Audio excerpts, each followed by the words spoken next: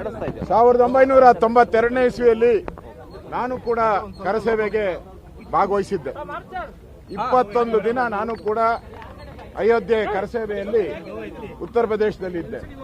ಇಲ್ಲೂ ಕೂಡ ಕರಸೇವೆ ಅಭಿಯಾನದಲ್ಲಿ ಸಾವಿರಾರು ಜನರ ಜೊತೆ ಬೀದಿಗಳಲ್ಲಿ ಹೋರಾಟ ಮಾಡಿದ್ದೀನಿ. ನಾನು ಕೂಡ ಇವತ್ತು ರಾಮ ಮಂದಿರಕ್ಕೆ ಸಂಬಂಧಪಟ್ಟಂತೆ ಇಡೀ ಕರ್ನಾಟಕದಲ್ಲಿ ಒಂದು ರೀತಿ ಕಾಂಗ್ರೆಸ್ಸಿನ ಸರ್ಕಾರ ಒಂದು ಕರಾಳ ಛಾಯೆಯನ್ನ ಕರ್ನಾಟಕದಲ್ಲಿ ಮೂಡ್ತಾ ಇದೆ. ಕರ್ನಾಟಕ ಕಾಂಗ್ರೆಸ್ ಅವರು ರಾಹುಲ್ ಗಾಂಧಿ ಅವರನ್ನ, ಸೋನಿಯಾ ಗಾಂಧಿ ಅವರನ್ನ ಮೆಚ್ಚಿಸೋಕೋಸ್ಕರ ಕರ್ನಾಟಕದಲ್ಲಿ ಎಲ್ಲೆಲ್ಲಿ ರಾಮ ಭಕ್ತರಿದ್ದಾರೆ, ಎಲ್ಲೆಲ್ಲಿ ಕರಸೇವಕರಿದ್ದಾರೆ, ಅವ್ರನ್ನ ಹುಡುಕಿ ಅವ್ರ ಮೇಲಿರುವಂತ ಹಳೆ ಕೇಸ್ಗಳನ್ನ ಹಾಕುವಂಥದ್ದು ಇವತ್ತು ಹುಬ್ಬಳ್ಳಿಯಲ್ಲಾಗಿದೆ, ಅದೇ ರೀತಿ ಚಿಕ್ಕಮಗಳೂರಾಗಲ್ಲಾಗಿದೆ, ಕಲಬುರಗಿಯಲ್ಲಾಗಿದೆ. ಇನ್ನೂ ಬಹಳಷ್ಟು ಕಡೆ ನಮ್ಮ ಕಾರ್ಯಕರ್ತರು ನಮಗೆ ಫೋನ್ಗಳ ಮುಖಾಂತರ ಹೇಳ್ತಾ ಇದ್ದಾರೆ, ಇಡೀ ಕರ್ನಾಟಕದಲ್ಲಿ ಒಂದು ರೀತಿಯ ಎಮರ್ಜೆನ್ಸಿ ತುರ್ತು ಪರಿಸ್ಥಿತಿಯನ್ನ ಕಾಂಗ್ರೆಸ್ ಸರ್ಕಾರ ಘೋಷಣೆ ಮಾಡಿದೆ. ಎಲ್ಲೆಲ್ಲಿ ಕಂಡಲ್ಲಿ ಎಲ್ಲೆಲ್ಲಿ ಹಿಂದೂ ಕಾರ್ಯಕರ್ತರಿದ್ದಾರೆ, ಕರಸೇವಕರಿದ್ದಾರೆ, ಅವ್ರನ್ನ ಹಿಡಿದಾಕಿ ಅವ್ರ ಮೇಲಿರೋ ಕೇಸುಗಳನ್ನ, ಹಳೆ ಕೇಸುಗಳೆಲ್ಲ ಓಪನ್ ಮಾಡಿ ಅವರನ್ನ ಜೈಲುಗಟ್ಟಿ ಅನ್ನೋ ಮಾತನ್ನ ಕಾಂಗ್ರೆಸ್ ಅವರು ಮಾಡ್ತಾ ಇದ್ದಾರೆ. ಇವತ್ತು ರಾಮ ಮಂದಿರ ಏನು ಉದ್ಘಾಟನೆ ಆಗ್ತಾ ಇದೆ, ಈ 22ನೇ ತಾರೀಕು ಈ ಉದ್ಘಾಟನೆಯ ಸಂಭ್ರಮ ಮತ್ತು ಆ ಸೌಂದರ್ಯ, ರಾಮ ಭಕ್ತರ ಮೆರವಣಿಗೆ, ಇವೆಲ್ಲನೂ ಕೂಡ ಕಾಂಗ್ರೆಸ್ಸಿನ ತಲೆ ಕೆಡಿಸಿದೆ. ಅದಕ್ಕೋಸ್ಕರ ಸೋನಿಯಾ ಗಾಂಧಿ ಅವರು, ರಾಹುಲ್ ಗಾಂಧಿ ಅವರು ಸೂಚನೆಯನ್ನ ಕೊಟ್ಟಿದ್ದಾರೆ. ಅದರ ಮೇರೆಗೆ ಇವತ್ತು ಕರ್ನಾಟಕದಲ್ಲಿರುವಂತಹ ಎಲ್ಲ ಕರಸೇವಕರನ್ನ ಬಂಧಿಸುವಂತ ನೀಚ ಕೆಲಸವನ್ನ ಕಾಂಗ್ರೆಸ್ಸಿನ ಈ ನೀಚ ಬುದ್ಧಿ ಮಾಡ್ತಾ ಇದೆ. ಇದನ್ನ ನಾವು ಖಂಡಿಸಿ ಇವತ್ತು ನಾವು ಕರಸೇವಕ, ನಮ್ಮನ್ನು ಬಂಧಿಸಿ, ನಾನ್ ಕರಸೇವಕ, ನನ್ನನ್ನು ಬಂಧಿಸಿ, ನಿಮ್ ತಾಕತ್ತಿದ್ರೆ ಸರ್ಕಾರಕ್ಕೆ ತಾಕತ್ತಿದ್ಯಾ ಬಂಧಿಸಿ ನನ್ನ ನೋಡೋಣ. ಯಾರೋ ಪಾಪ ಅಮಾಯಕ ಆಟೋ ರಿಕ್ಷಾ ಡ್ರೈವರ್ಗಳನ್ನ, ಯಾರೋ ಕೂಲಿ ಮಾಡೋ ರಾಮ ಭಕ್ತರನ್ನ, ಬಡವ್ರನ್ನ ಬಂಧಿಸ್ತಿರಲ್ಲ, ನಮ್ಮನ್ನು ಬಂಧಿಸಿ.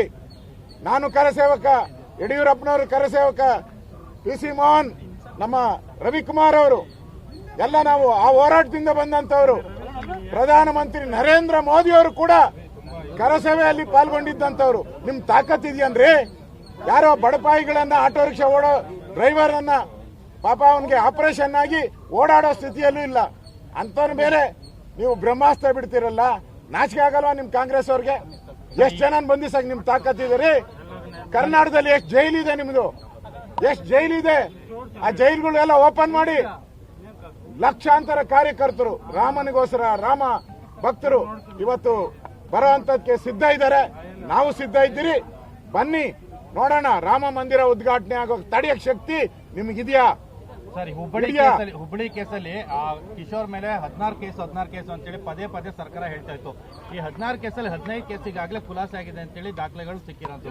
ಇದ್ರ ಬಗ್ಗೆ ಏನ್ ಹೇಳ್ತೀರಾ ಸರ್? ನೋಡಿ, ರಾಮ ಮಂದಿರದ ಹೋರಾಟ 1992ನೇ ಇಸ್ವಿ 5ನೇ ತಾರೀಕು ಅವ್ರ ಮೇಲೆ ಕೇಸ್ ಏನಾಯ್ತು, ಅದುವರೆಗೂ ಅವ್ರ ಮೇಲೆ ಕೇಸ್ ಇರಲಿಲ್ಲ. ಆ ಹೋರಾಟದಲ್ಲಿ ಪಾಲ್ಗೊಂಡ್ಮೇಲೆ ಏನೇನು ಕೇಸ್ ಸಿಗುತ್ತೋ, ಯಾರ್ಯಾರು ಸಿಗಲ್ಲೋ ಆ ಎಲ್ಲ ಕೇಸ್ಗಳನ್ನ ಅವ್ರ ಮೇಲೆ ಹಾಕಿದ್ದಾರೆ. ಯಾವುದನ್ನು ಕೂಡ ಕೋರ್ಟಲ್ಲಿ ದಾಖಲೆ ಪ್ರೂವ್ ಮಾಡಕ್ಕೆ ಅವ್ರ ಕೈಲಿ ಆಗ್ಲೇ ಇಲ್ಲ. ಅಂದ್ರೆ ಒಬ್ಬ ಕರಸೇವಕನಿಗೆ ಎಷ್ಟು ಕಿರುಕುಳ ಕೊಡ್ಬೋದು ಅಷ್ಟು ಕಿರುಕುಳವನ್ನ ಕೊಟ್ಟಿದ್ದಾರೆ. ನಾನು ಕಾಂಗ್ರೆಸ್ ಅವರನ್ನು ಕೇಳಕ್ಕೆ, ನಿಮ್ಮ ಸೋನಿಯಾ ಗಾಂಧಿ ಮೇಲೆ ಎಷ್ಟು ಕೇಸ್ ಇದೆ? ರಾಹುಲ್ ಗಾಂಧಿ ಮೇಲೆ ಎಷ್ಟು ಕೇಸ್ ಇದೆ? DK ಶಿವಕುಮಾರ್ ಅವ್ರ ಮೇಲೆ ಎಷ್ಟು ಕೇಸ್ ಇದೆ ಹೇಳಿ? ನಿಮ್ ಕಾಂಗ್ರೆಸ್ ಅವರು ಲಕ್ಷಾಂತರ ಜನಗಳ ಮೇಲೆ ಸಾವಿರಾರು ಕೇಸ್ ಇದೆ, ಕ್ರಿಮಿನಲ್ ಕೇಸ್ಗಳಿದೆ, ಅಬ್ಸ್ಟ್ಯಾಂಡಿಂಗ್ ಕೇಸ್ಗಳಿದೆ. ಏನೇನ್ ಕೇಸ್ ಇದೆಯೋ ಎಲ್ಲ ಕೇಸ್ಗಳು ನಿಮ್ಮಿದೆ.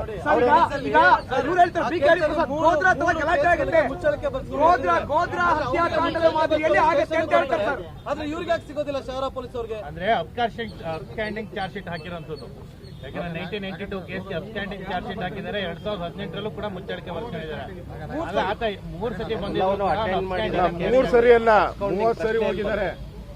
30 ಸರಿ ಹೋಗಿದ್ದಾರೆ. ಅದೇ ರಸ್ತೆಯಲ್ಲಿ ಅವನು ಬಡಪಾಯಿ ಆಟೋ ರಿಕ್ಷಾ ಓಡಿಸ್ತಾ ಇದ್ದಾನೆ. ಒಂದು ತಕರಾರು ಅರ್ಜಿ ಸಲ್ಲಿಕೆ ಮಾಡಿದ ಸಬ್ ಇನ್ಸ್ಪೆಕ್ಟರ್ ಅವ್ರ ನ್ಯಾಯಾಲಯಕ್ಕೆ ಹಾಜರಾಗ್ತಾ ಇಲ್ಲ, ತಕರಾರು ಅರ್ಜಿ ಕೂಡ ಸಲ್ಲಿಕೆ ಆಗಿದೆ. ಈ ಕಾಂಗ್ರೆಸ್ಸಿನ ಕಾಮಾಲೆ ಕಣ್ಣಿಗೆ ಏನು ಕಾಣಿಸಲ್ಲ. ಅವ್ರು ಅದೇ ಬಡಾವಣೆಯಲ್ಲೇ, ಆ ಸ್ಟೇಷನ್ ಬಡಾವಣೆಯಲ್ಲೇ ಅವ್ರ ಹೆಂಡತಿ ಮಕ್ಕಳು ಎಲ್ಲ ಜೊತೆ ವಾಸ ಆಗಿದ್ದಾರೆ. ಭಾಳ ವರ್ಷಗಳಿಂದ, ಸುಮಾರು 50-60 ವರ್ಷಗಳಿಂದ ಅಲ್ಲೇ ವಾಸವಾಗಿದ್ದಾರೆ. ಮತ್ತು ಅದೇ ಸ್ಟೇಷನ್ ಮುಂದೆ ದಿನನಿತ್ಯ ಆಟೋ ರಿಕ್ಷಾ ಕಾಯಕವನ್ನು ಮಾಡಿದ್ದಾರೆ. ಮತ್ತು ನಾನು ಹೇಳೋದು, ಕಾನೂನು ಪ್ರಕಾರ ನೀವು ಅವ್ರು ಬಂಧಿಸೋದಾದರೆ ಅವ್ರ ಮನೆಗೆ ನೋಟಿಸ್ ಕೊಡಬೇಕಾಯ್ತಲ್ಲ. ಅವ್ರ ಮನೆಯಲ್ಲಿ ಅರೆಸ್ಟ್ ಮಾಡಿ ಒಂದ್ ಕಡೆ ಕರಸೇವಕರನ್ನು ಬಂಧಿಸಿ ಅಂತೀರಿ, ಬಿ ಕೆ ಹರಿಪ್ರಸಾದ್ ಗೋದ್ರಾ ಹತ್ಯಾಕಾಂಡ ಮಾದರಿಯಲ್ಲಿ ಹತ್ಯೆ ಆಗುವಂತ ಮುನ್ಸೂಚನೆ ಇದೆ ಅಂತ ಹೇಳಿದ್ದಾರೆ ಸರ್. ಇನ್ನು ಇನ್ವೆಸ್ಟಿಗೇಷನ್ಗಾಗ್ಲಿ ಏನಾಗ್ಲಿ ಅವ್ರಿಗೆ ಕಾಂಗ್ರೆಸ್ ಅವರು ಇಡೀ ರಾಜ್ಯದಲ್ಲಿ ಜನಗಳನ್ನ ದಾರಿ ತಪ್ಪಿಸುವಂತ ಕೆಲಸವನ್ನ ಮಾಡ್ತಾ ಇದ್ದಾರೆ. ಎಲ್ಲ ಕಡೆ ರಾಮನ ಹವಾ ನಡೀತಾ ಇದೆ, ಅಯೋಧ್ಯೆ ಹವಾ ನಡೀತಾ ಇದೆ. ಮಾಧ್ಯಮದಲ್ಲಿ ಕೂಡ ಬರೀ ರಾಮ ಮಂದಿರ ಬರ್ತಾ ಇದೆ. ಬೆಳಗ್ಗೆಯಿಂದ ಸಂಜೆವರೆಗೂ ರಾಮ ಮಂದಿರ ಕಟ್ಟುವಂಥದ್ದು, ಆ ಶಿಲ್ಪಿ ಎಲ್ಲದ್ರ ಬಗ್ಗೆ ಬರ್ತಾ ಇದೆ. ಈ ಕಾಂಗ್ರೆಸ್ ಅವ್ರಿಗೆ ಹೊಟ್ಟೆವರಿ. ಅದಕ್ಕೋಸ್ಕರ ಒಂದು ಟೀಮ್ ಮಾಡ್ಕೊಂಡಿದ್ದಾರೆ. ಹರಿಪ್ರಸಾದ್ ಎಲ್ಲರೂ ಸೇರಿ, ಸಿದ್ದರಾಮಯ್ಯನವ್ರ ಮಗ ಎಲ್ಲರೂ ಸೇರಿ ಒಂದು ಟೀಮ್ ಮಾಡಿಕೊಂಡು ಈ ಒಂದು ಸಂದರ್ಭದಲ್ಲಿ ಒಂದು ಭಯದ ವಾತಾವರಣ ಕರ್ನಾಟಕದಲ್ಲಿ ಮೂಡಿದ್ರೆ ಯಾರು ಕೂಡ ಅಯೋಧ್ಯೆಗೆ ಹೋಗೋದು ಇಲ್ಲ. ಕರ್ನಾಟಕದಲ್ಲೂ ಯಾರು ಕೂಡ ರಾಮನ ಭಜನೆಯನ್ನ ಮಾಡೋದಿಲ್ಲ. ನಾನು ಕರಸೇವಕರನ್ನ ಪೋಸ್ಟ್ಗೆ ಕಾಂಗ್ರೆಸ್ ಸ್ಟ್ರಾಂಗ್ ಕೊಡ್ತಾ ಇದೆ. ಸಿಟಿ ರಿವರ್ ಪೋಸ್ಟ್ ಮಾಡಿ ನಾನು ಆಕ್ಸಿಡೆಂಟ್ ಮಾಡಿದೆ, ನನ್ನನ್ನು ಅರೆಸ್ಟ್ ಮಾಡಿ. ಈಶ್ವರಪ್ಪ ಸಿಮೆಂಟ್ ಗಂಟೆ ಅರೆಸ್ಟ್ ಮಾಡಿ. ವಿಜೇಂದ್ರ ಅವರಿಗೆ ನಾನು ಚೆಕ್ಕಲ್ಲಿ ಲಂಚ ತಗೊಂಡಿದ್ದೆ.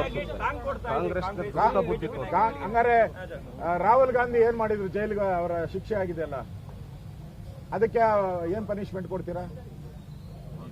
ಹೆರಾಲ್ಡ್ ಹಗರಣದಲ್ಲಿ 500 ಕೋಟಿ ನುಂಗಿದ್ದಾರೆ ಅಂತ ಸೋನಿಯಾ ಗಾಂಧಿ ಅವರು ಬೇಲಲ್ಲಿ ಇದ್ದಾರಲ್ಲ, ನ್ಯಾಷನಲ್ ಹೆರಾಲ್ಡ್, ಅದರಲ್ಲಿ ಏನ್ ಮಾಡ್ತೀರಾ? ಶಶಿ ತರೂರ್ ಕೇಸ್ ಏನಾಯ್ತು? ನಿಮ್ದು ಸಾಲು ನಮ್ಮ ಒಂದೊಂದು ಹಾಕ್ತೀರಾ ನೀವು. ಸಾಲು ಅಪರಾಧಗಳು ಮಾಡಿರುವಂತ 2G 3G ಕೋಲ್ ಹಗರಣ ಎಲ್ಲ ಯಾರು ಮಾಡಿದವರು ನೋಡಿ. ಒಂದು ಹೇಳ್ತೀನಿ, ಒಂದು ಫೈನಲಿ, ನಾನು ಒಂದೇ ಫೈನಲಿ ಹೇಳ್ತಾ ಇರೋದು. ಒಂದೇ ನಿಮಿಷ. ಪರಮೇಶ್ವರ್ ಹೇಳಿದ್ದಾರೆ ಸರ್. ಇಂಗ್ಲಿಷ್ ಪೂಜಾರಿ ಮೇಲೆ ಯಾಕೆ ಇವತ್ತು ಕೊನೆಗಾಣಿಸ್ತೀರಾ ಸರ್? ಪರಮೇಶ್ವರ್ ಹೇಳ್ತಾ ಇದ್ದಾರೆ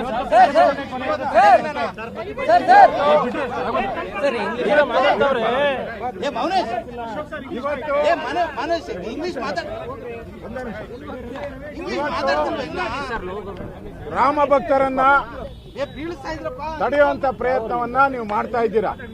ಹಿಂದೆ ರಾಮರಥದ ಅದ್ವಾನಿಯವರ ರಥಯಾತ್ರೆಯನ್ನ ತಡೆದಂತ ನೀವು, ಲಲ್ಲೂ ಪ್ರಸಾದ್ ಗತಿ ಏನಾಯ್ತು? ಮಲಯಾಮ್ ಸಿಂಗ್ ಯಾದವ್ ಗತಿ ಏನಾಯ್ತು? ಅದೇ ಗತಿ ಕಾಂಗ್ರೆಸ್ ವರ್ಗೂ ಬರ್ತೈತೆ. ಲಲ್ಲೂ ಪ್ರಸಾದ್ ಯಾವ ರೀತಿ ತಡೆದು ಅನ್ಯಾಯ ಮಾಡುದು ಇರಪ್ಪ, ಅನ್ಯಾಯ ಮಾಡುದು. ಅದೇ ರೀತಿ ನೀವು 4 ಕಾಂಗ್ರೆಸ್ ವರ್ಗ